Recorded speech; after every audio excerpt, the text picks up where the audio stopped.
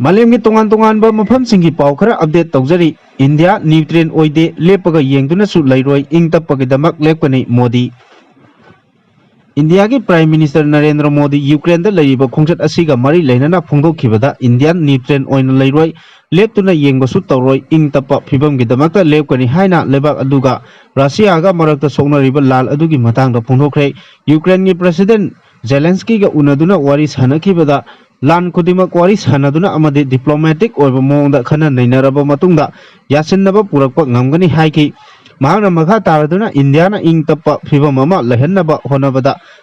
मतम पुम्बदा मतंग पांगनबगी सेम सादुना लै हाइकी इंडिया की फॉरेन मिनिस्टर जयशंकरना मोदी की वरुसिंग अदुबो मखा ताना पाउदमलदुना मरी लेनबा खुदिमक तुंग कोइना चनबा याबा इंग तप्पा फिबम लाकनबा थबक पाइखटपगी तंगाई फदे मसीदसु नतना इंडिया की प्राइम मिनिस्टर मोदी अमदी यूक्रेन की प्रेसिडेंट जेलेंस्की ना लेबाक अनी की मरकता ट्रेड अमसुंग इकोनॉमी की मरी हेंगना फगनबगिदमक हाना लेरंबा फिबमदगी खोंजेल यांखटनबा होनखी जेलेंस्की ना तुंगदा इंडिया दा लाकनी हाइबगी थाजबसु थमखी हाइरी पनबा याबदी कुमजा लिसिंग अमगा चमापन मरफुद्रा माथोइदा यूक्रेन लेबाक सेमख्रबा मतुंग मोदी ना अहानबा प्राइम मिनिस्टर ओइना मफम अदुदा ngasi ayu anganbada thungkhibani hairi mafam aduda leiba langa mari leinana sikraba angang singi oiba ningsing khubam oiriba mortologist exposition da su satuna haikat lekhat tamkhre Kere city da leiba oasis of peace park ta Mahatma Gandhi की मितम दसु हईकत लेकत तमकी मोदी ना Poland की खोंचत लोरबा मतुंगदा मफम अदुदा थुंखिबनी मफम अदुदा लैबा लानगा मरी लैनना सीखरबा अंगांग सिंगी ओइबा निंगसिंग खुबम ओइरिबा मार्ट्रोलॉजिस्ट exposition दसु चतुना हईकत लेकत तमख्रे कियर city दा लैबा office of peace park ता महात्मा गांधी की मितम दसु हईकत लेकत तमकी मोदी ना पोलैंड की खोंचत लोरबा मतुंग मफम अदुदा थुंखिबनी हाइरी मखा तारकपा पाउदा रशियन पेनल कॉलोनी दा इस्लामिक प्रिजनर सिंगना घाट हाटख्रे अतोपा मियोइसिंग फाख्रे थांग मचा पाइबा कसुम संगदा लैबा मसाना मसाबु इस्लामिक स्टेट मिलिटेंट सिंगनी हाइना फोंदोकचबा सिंगना ngasi रशिया की पेनल कॉलोनी दा लैबा घाट सिंग attack तौदुना हाटखिबगा लोइनाना अतोपा personal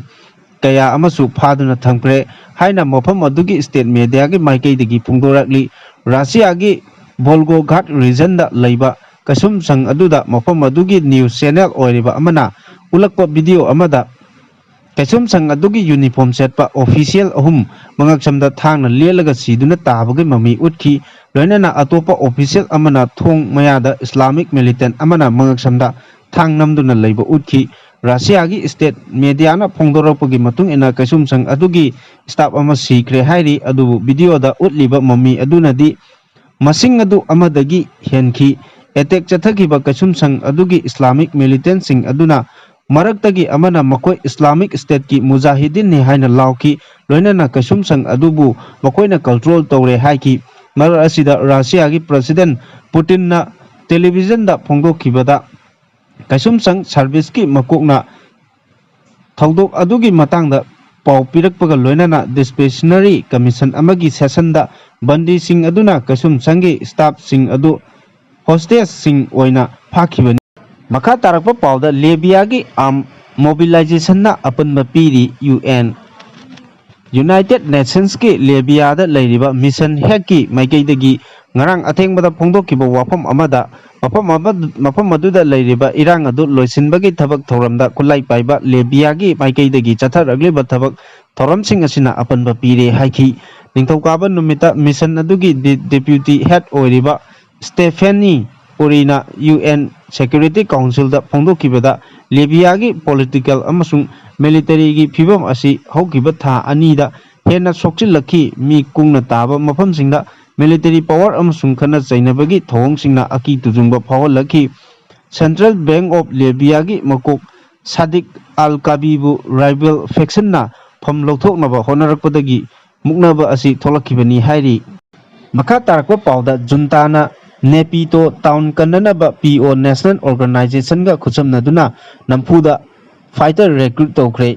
Myanmar junta ga khusamnaduna PAO ethnic armed group oiriba PNO na nampuda makhoigi anoba member lising tara henbarom military training piduna Napito Town Kananabo Honari, Anobo membershing aduna Pinlong Township da training pibani. Haribab Township asi San State ki Khatangbada leiba PNO na control toba Township ahungi manungda ama oiri. Napito Hariba Town asi Pinlong Township ka lonaba mafam ama oibata natana Myanmar gi administrative capital amasung junta gi maru oiba mafam ama oiribani. Anoba member lising tara henba adugi training loiraba matung yumja kesa numita PAO National Army gi commander sing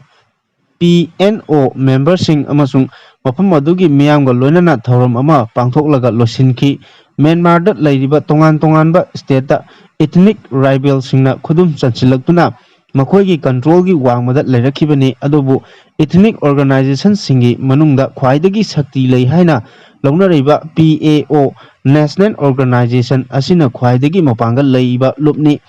Makoina junta ga khusamnaduna atopa ethnic rival singi attack sing adubu mayok nanaba akanba mongda sem saraklibani hairi. Makha tarakpa atopa pau amada China na tha lebaktagi tanglaba helium purakadori.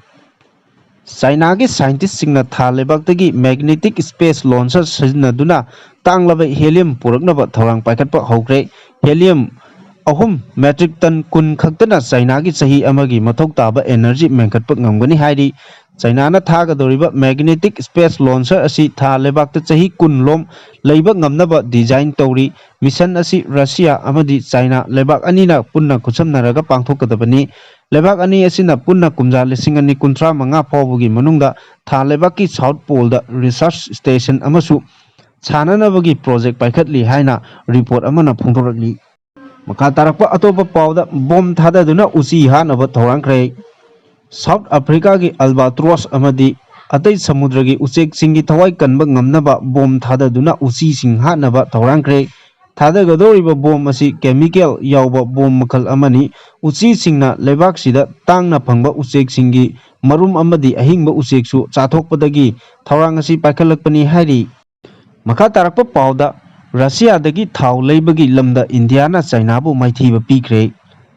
Russia dagi thaw leibagi lamda India na China bu maithiba pikre. Hojik Russia dagi thaw khwaidagi masing yamna leiba lebak India na oire haina Russia gi maikidagi phongtholakli. Russia amadi Ukraine lebak ani gi marakta soknariba lal asina maram oiraga international gi thakta Russia na athingba kaya thamduna lakrabasu China amadi India lebak ani na Russia dagi thaw gi raw material sing adumak leiduna lakibani.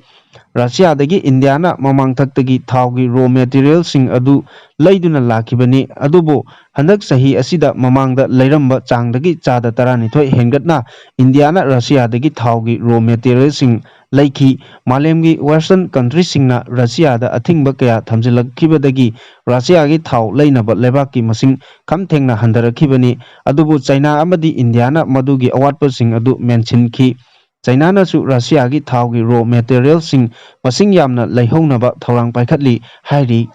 Makha tarakpa pawda Vladimir Putin pham thadokadabani. Russia amadi Ukraine lebak ani gi marakta chahi ani makhai hena soknarakliba lal asina ikhang khangawdana Ukraine na landa silaktuna lam kaya loksilakibasi Putin na lalong soibadagi ni haina khosawnaraba Russia gi miyamna lebak asigi President Vladimir Putin pham thadokadabani haina demand kaya tawba haunarakre hairi. Makha tarakpa pawda Hezbollah gi rocket lising taruk romna Israel da landakre nomada humbudra mathoi hatkre.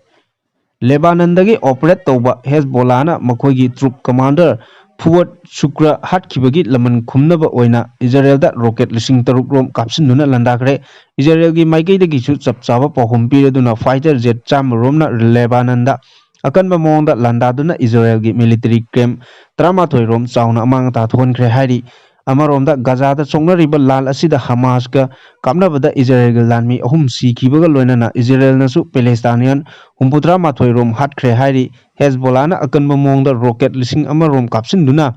landakibana maram oiraga Israel gi Prime Minister Benjamin Netanyahu lebak asigi oina pung nipal gi emergency lautoktuna makok thongba official sing ga akhanaba mipamsu pangthoktuna lalong kaya yatkre hairi. Israel ga Hamas ga Hezbollah